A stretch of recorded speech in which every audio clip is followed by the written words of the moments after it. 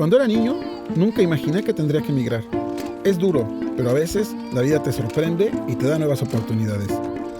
Soy Cristian y vamos a construir un nuevo Chile.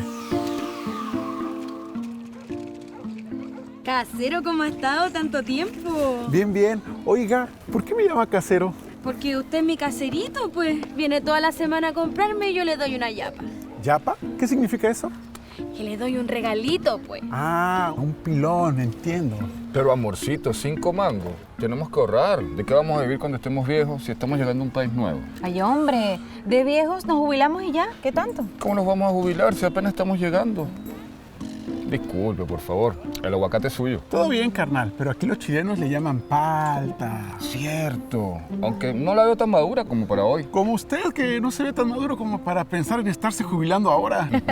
Es que mi esposo se preocupa mucho por el futuro, que de qué vamos a vivir si envejecemos en este país. Oigan, pero ustedes saben que en Chile existe un sistema de pensiones donde desde ya pueden juntar unas luquitas para la vejez. ¿Y cómo podemos ser parte de ese sistema? Ah, bueno, si usted trabaja con contrato o boleta de honorarios, ya está juntando dinero para su pensión.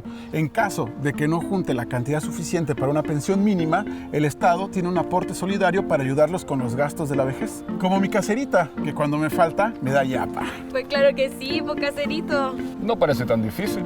Es más fácil que elegir un buen aguacate. Falta. Conoce más sobre tus derechos escuchando Voz Migrante. Todos los jueves, un nuevo capítulo en incami.cl.